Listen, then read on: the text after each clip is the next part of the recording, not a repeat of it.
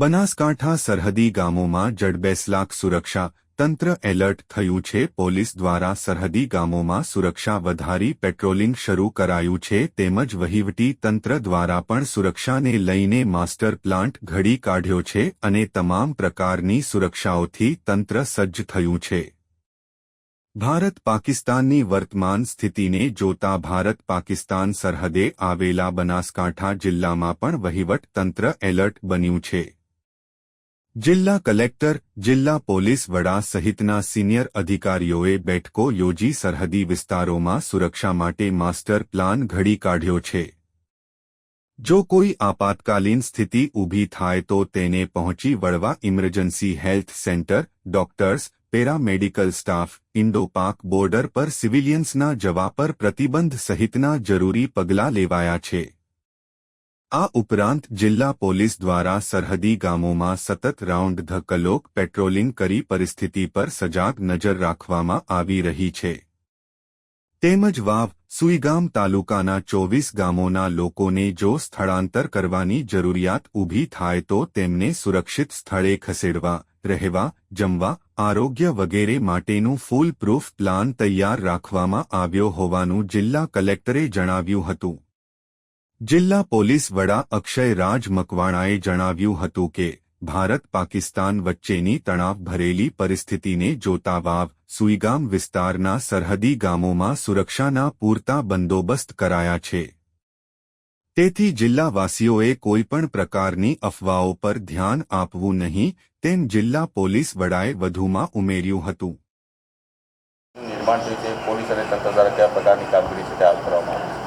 બનાસકાંઠા જિલ્લો જે છે એ પાકિસ્તાન સરહદને અડીને આવેલો જિલ્લો છે।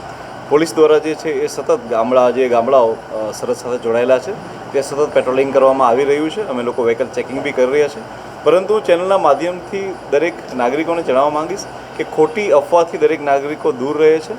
કોઈ પણ પેનિક થાય એવી કોઈ સિચ્યુએશન નથી।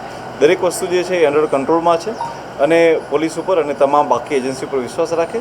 કોઈપણ એવી પરિસ્થિતિ હશે તો અમે સૌથી પહેલાં આપણા જ ચેનલના માધ્યમથી લોકોને જણાવીશું। હાલમાં પરિસ્થિતિ ખૂબ શાંત છે, લોકો કોઈ પેનિકમાં ના આવે।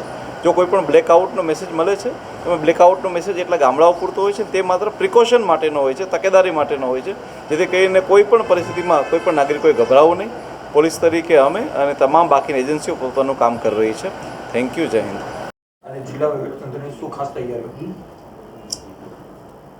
હાલના સમયમાં ભારત અને પાકિસ્તાન વચ્ચે જે બોર્ડર પાસે પરિસ્થિતિ ઊભી થઈ છે તેના અનુલક્ષીને ગઈકાલે રાત્રે અંદાજિત 9:45 વાગ્યાની આજુબાજુ સુઈગામ અને વાવ તાલુકાના સરહદી નજીકના 24 જેટલા જે ગામો છે એમાં બ્લેકઆઉટનું પાલન કરવામાં આવ્યું હતું અને તમામ જે ગ્રામજનો છે એનો સહયોગ મળ્યો હતો।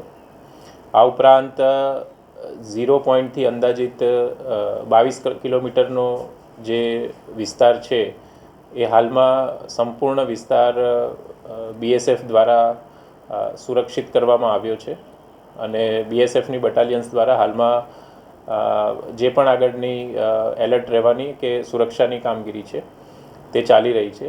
કોઈપણ જે ઇમરજન્સીની સિચ્યુએશન આવે તો એના માટે જિલ્લા વહીવટીતંત્ર દ્વારા તમામ તૈયારી કરવામાં આવી છે। ગ્રામ્ય વિસ્તારના જે સરહદી વિસ્તારના ગામો છે ત્યાં આગળ ફૂડ સપ્લાય, મેડિકલ સપ્લાય વગેરેની વ્યવસ્થા કરવામાં આવી છે। જે સરકારી આરોગ્ય કેન્દ્ર, હોસ્પિટલો છે ત્યાં જનરેટર સેટ સાથેની વ્યવસ્થા છે। આ ઉપરાંત ઇમરજન્સીની સિચ્યુએશનમાં જે પણ ટ્રાન્સપોર્ટની સુવિધાની જરૂર હોય કે ડમ્પર કે અન્ય મટીરિયલની જરૂર હોય એના માટેની પણ તૈયારી રાખેલી છે। વોલન્ટિયર્સને પણ